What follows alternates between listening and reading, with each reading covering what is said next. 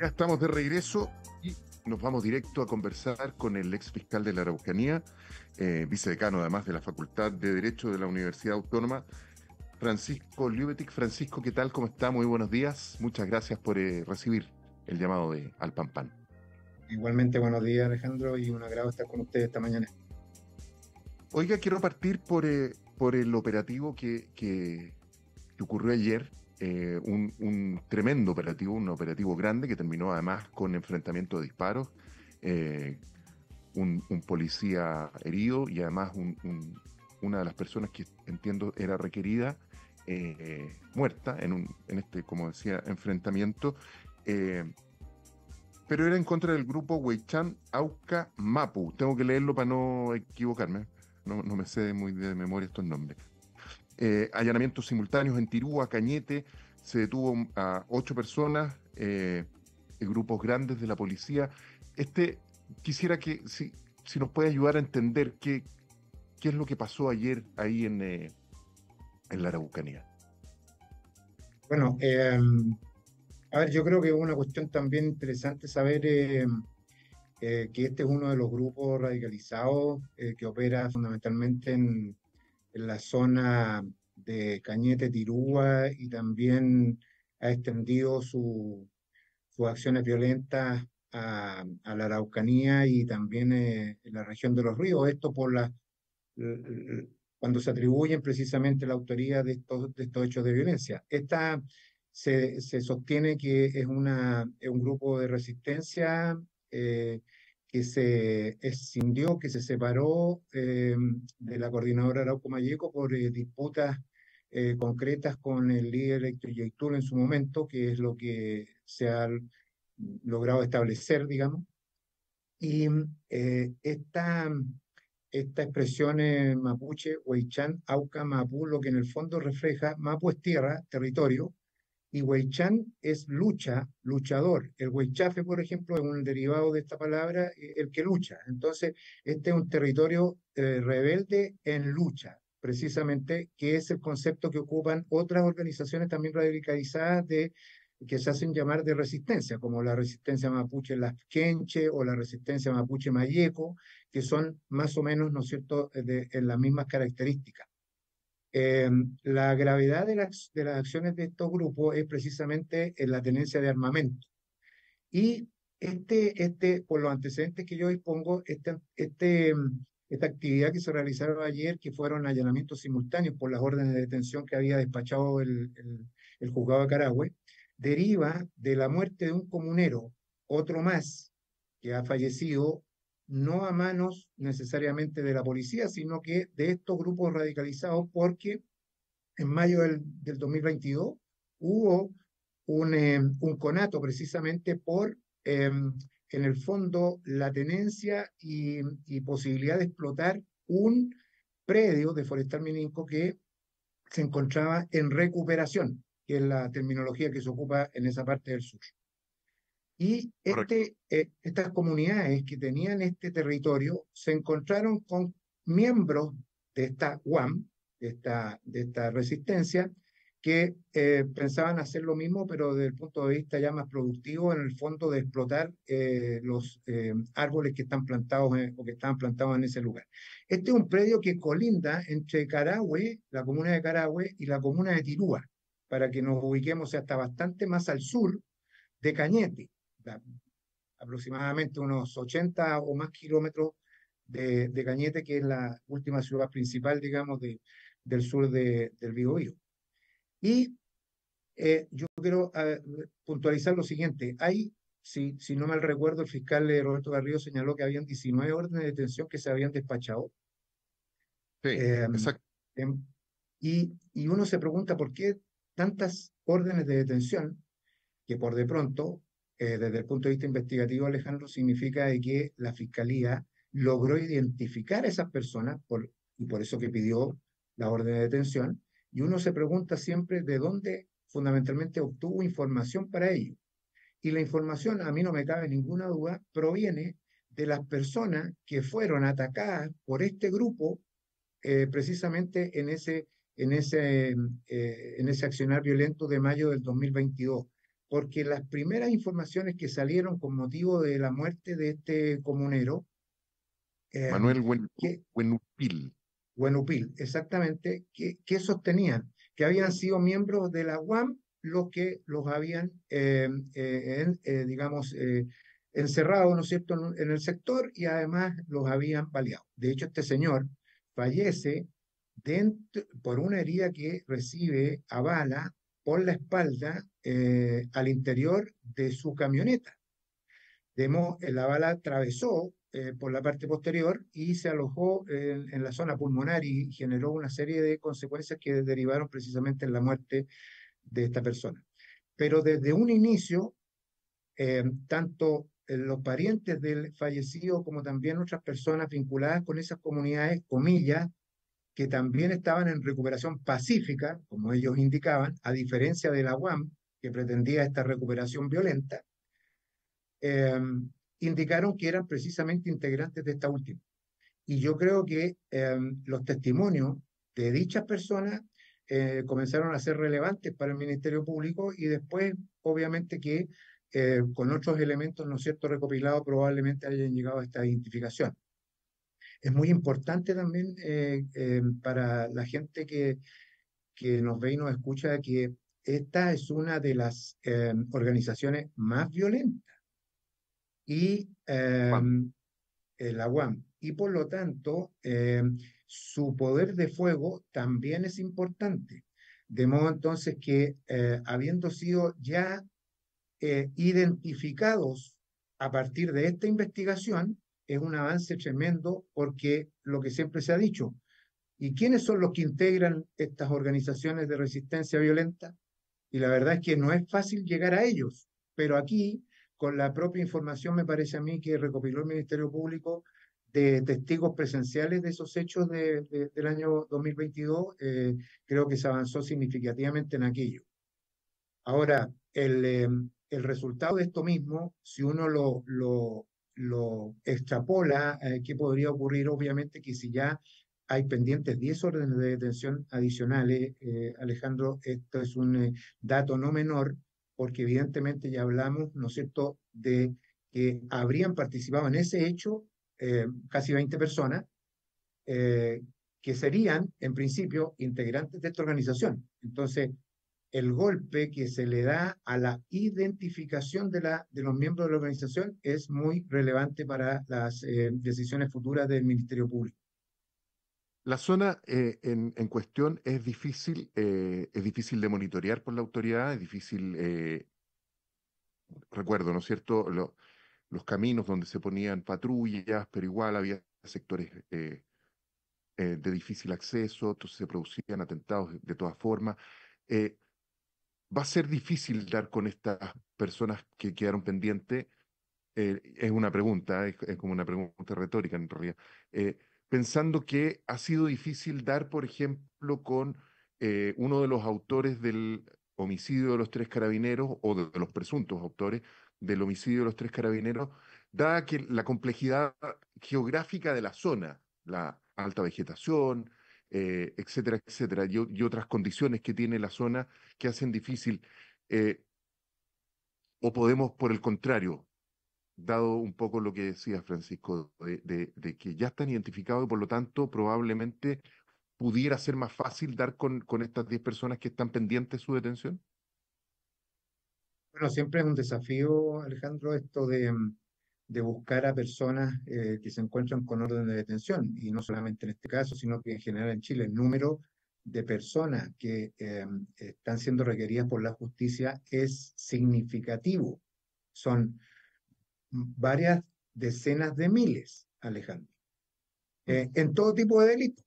Y por lo tanto, una de las tareas que permanentemente preocupa a ambas policías es precisamente el poder ubicarlos, ¿no es cierto? Y no solamente dar cumplimiento a los mandatos judiciales, sino que para que efectivamente puedan estar presentes en las distintas investigaciones penales y en virtud de los requerimientos, ¿no es cierto?, de los tribunales de garantía fundamentalmente.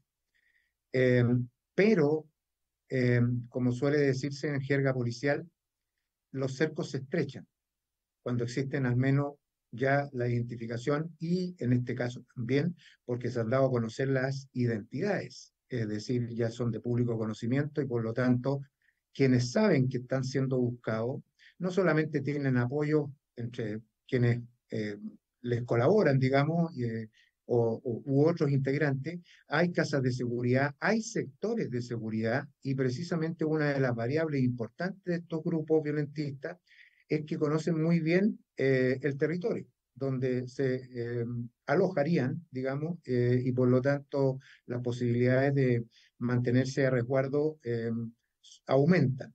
Pero evidentemente que la policía ya los tiene en la mira y si las decisiones de primero pedir las órdenes de detención y segundo de realizar un mega operativo con participación de funcionarios de la Policía de Investigaciones como también de la Armada en virtud del estado de excepción, ¿no es cierto?, que se encuentra en la zona, dan cuenta de ciertas claridades que tiene la Fiscalía en este caso y por lo tanto creo que es un dato muy relevante.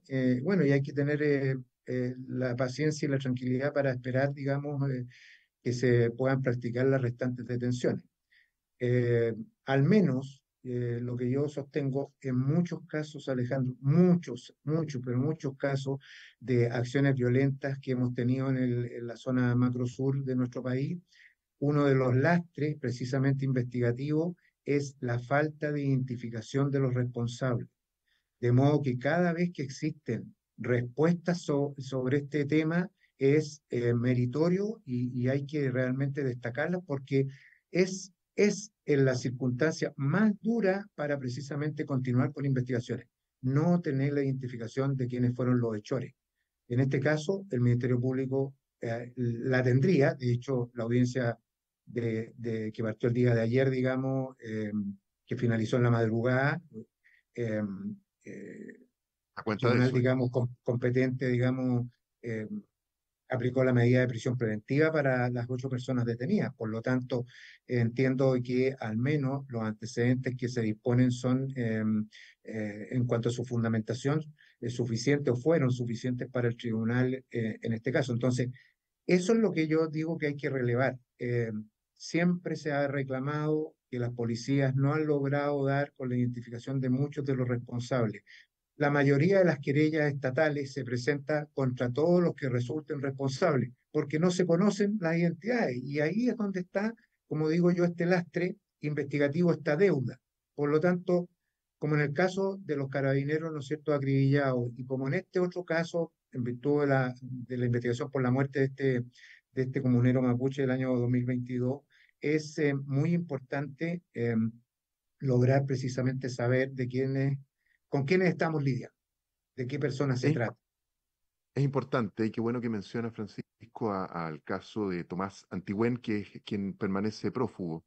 Eh, ¿En qué va ese caso? Es importante, me refiero a todo esto de que se están logrando cosas y que en verdad, claro, uno como periodista no está acostumbrado de repente a mostrar los avances, ¿no? Sino que solamente mostrar las cosas que van pasando. Porque efectivamente no había mucho avance en muchas cosas y hoy día, por lo menos en estas dos investigaciones, al parecer hay avances muy concretos. Y por eso quisiera preguntarte, ¿cómo ves en lo que va el caso de los tres carabineros acribillados y este joven que continúa prófugo, Tomás Antigüén? Bueno, ahí está identificado, y por eso precisamente que sabemos todas estas informaciones, logró escabullirse durante el procedimiento, digamos, en que lo trataban de detener, pero claramente sus posibilidades, digamos, hoy día están bastante reducidas. Cuando una persona sabe que está siendo buscada por las policías por estas órdenes de detención, obviamente que su vida cambia radicalmente. Mientras se mantiene en una suerte de anonimato, porque sabe que participó en hechos delictivos, pero de alguna manera también sabe de que no necesariamente está identificado, como que uno podría decir que vive con cierta tranquilidad. En este caso, en estos casos ya no es así, porque claramente la policía le sigue los pasos y probablemente, ¿no es cierto?, las diligencias se intensifican al efecto. En esa investigación ha habido un avance interesante porque se ha logrado recuperar uno de las armas que habrían sido utilizadas precisamente por los victimarios, y que además se logró establecer pericialmente a través de la evidencia, ¿cómo se llama? Balística y también, ¿no es cierto?, del arma empleada, que fue utilizada en otros hechos de violencia anteriores. Esto confirma una vez más, porque esto no es ninguna sorpresa para quienes hemos estado involucrados en estas materias, que eh, las armas se trasladan. Es decir, hay una cantidad de armas que se incrementa, pero luego se trasladan. ¿Por qué? Porque como las armas son bienes muebles, ¿no es cierto?, que no pueden, no tienen posibilidades de hacerlo por sí mismas, necesitan de un humano que haga este traslado. Y por lo tanto, aquí confirmamos claramente que la tenencia de estas armas eh, se entrega a estos particulares, ¿no es cierto?, para que sean utilizados en distintos hechos, es decir, son armas que se repiten en la comisión de delito. Y esto, Hay un mercado, eh, entonces. hay un, y estas son las armas del mercado negro, estas son las armas sucias que le llama la policía también en orden a que no se encuentran registradas, por supuesto. Y otras que habiendo estado registradas y que, no sé, siendo sustraídas, eh, eh, siguen siendo utilizadas, digamos, precisamente, pero, no sé, pues, con adaptaciones, con algunas alteraciones que les permiten precisamente mantener esta suerte de impunidad. Eh, estos temas hoy día de análisis de armas y también de balístico, bueno, es una ciencia obviamente, la balística forense, eh, eh, se dice allí, ¿no es cierto?, que esta información ha sido confirmada precisamente por estos, esta tecnología que se llama IBIS, con B larga, Sí, IBIS, y que es una palabra, una sigla inglesa, digamos, en idioma inglés, pero que en el fondo es el sistema integrado de identificación balística. Este sistema viene desde el año 2005 y lo recuerdo muy bien porque precisamente en ese año asumí como fiscal regional y estaba la Policía de Investigaciones ya con esta tarea de poder tener una suerte de base de información en este ámbito balístico. Y esto es muy interesante porque de las pruebas eh, que, digámoslo así, resultan casi indubitadas, voy a decir casi porque podría haber alguna duda, ¿no es cierto? Es precisamente la pericia que se realiza a armas y ¿cómo se llama? Vainas, ¿no es cierto? O balas que quedan con motivo de su percusión. Es exactamente igual que las huellas humanas, para que la gente haga este comparativo. No hay otra huella humana en un determinado en número, ¿no es cierto?, muy importante de personas, porque todos tenemos esa información genética propia. Y este ADN balístico, precisamente lo que hace es que la policía desde ese tiempo y después Carabineros, más o menos creo que el 2014 o el 2015, también incorpora esta tecnología con el propósito de ir poblándola con la información pericial de lo que se recopila, de lo que se incauta.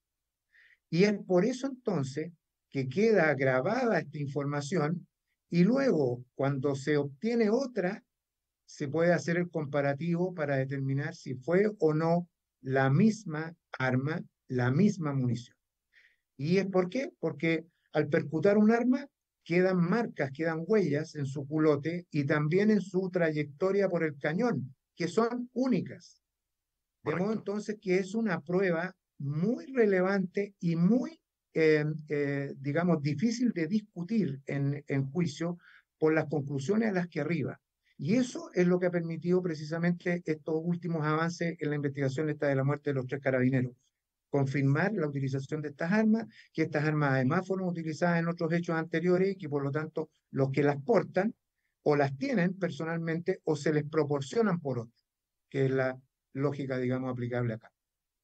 Y eso entonces nos habla de o una organización superior o un mercado en torno a, lo voy a poner así de crudo, a estas organizaciones de reivindicación mapuche, un mercado, podría uno pensar esto, ¿no? Un mercado que abastece armas, información, eh, crimen organizado, ¿no es cierto? En el sentido de que se reparte en el territorio, en el sentido de que si hay estas luchas territoriales, lo que pasó, de la conversación inicial, ¿no es cierto? Bueno, entonces viene un grupo y se superpone a otro. Uno podría pensar en un escenario así, que es lo que está pasando en el sector de Arauco, de Biobío. Bueno, yo creo que hay de todo, Alejandro, porque si uno lo mira, por ejemplo, los hechos que terminaban con incendio de propiedades, llegó un momento en que antes de incendiar se ingresaba por los autores y se sustraían armas de fuego. Claro, No son pocos los casos, porque en el campo todos sabemos existe la escopeta fundamentalmente, ¿no es cierto? Y alguna otra arma de puño que utilizan precisamente las personas para resguardarse. Son elementos de protección en el campo, al menos en nuestro país, eso es bastante frecuente. Pero la sustracción de armamento fue una forma de nutrirse precisamente para estos grupos. La otra es la obtención de recursos a través de hechos ilícitos, el robo de madera y otros, con el propósito de hacerse de dinero no solamente para poder financiarse en lo personal, en la mantención diaria, sino que también en los traslados, en las compras de todo otro tipo de elementos, ¿no es cierto?, que necesitan al efecto. Es decir, se financian a través de ilícitos. Y lo correcto. tercero es que también en el ámbito delincuencial general, vamos a denominarlo de esa manera, o últimamente a través del crimen organizado, si bien no necesariamente comparten la visión y la misión que tienen cada uno de estas organizaciones, ¿no es cierto?, porque las tienen, eh, evidentemente que se colaboran y por lo tanto las colaboraciones son no solamente para ver dónde es posible encontrar armas, dónde se pueden buscar estas mismas o dónde se pueden adquirir en este mercado negro, ¿no es cierto?, que tiene, que existe en esta área. Esa es una realidad. Y también lo fue en su momento cuando se denunció que una fuente importante de presencia de armamento en Chile provenía de Argentina. Y por lo demás, estas informaciones fueron corroboradas incluso por las autoridades superiores de nuestro país y también de Argentina, en orden a que había un mercado importante en el país, ¿no es cierto?, trasandino, en este sentido. Eh, yo quiero decir, para que más o menos la gente se ubique, al año 2020 o 2021, no recuerdo bien, eh, las armas regulares en Chile eran sobre 800.000, incluye obviamente a todos los miembros de la Fuerza Armada y de Correcto. Carabineros. Eh, aproximadamente un 2% constituyen armas que no se sabe cuál es su origen, adicionales. Entonces uno se da cuenta que las cifras no son menores. Ya vamos a cerrarla, yo puedo exceder, digamos, en el número, pero hablemos de 20.000 armas. No es menor. Y por lo tanto, claramente aquí uno tiene que centrar su atención en la relevancia que tiene. Yo no quiero citar ejemplos actuales, pero proporcionalmente los daños que se están produciendo son bastante similares a lo que nos ha ocurrido a nosotros en el sur de nuestro país. ¿Por qué? Porque el crimen organizado que hoy día está presente en el norte o que está presente en la región metropolitana o en parte también en la región de Valparaíso, con violencia inusitada y con muerte reiterada, Mm. ¿cuál es el factor, el denominador común? La presencia de armas. Si no hay Sí, otra posibilidad. O la sea, unidad de es claramente investigación, así. Y estas armas, que son ilícitas, por supuesto, que podrían haber tenido un origen lícito, bueno, Entonces, para cerrar la idea de este sistema IBIS, cuál es el problemilla que presenta esta tecnología?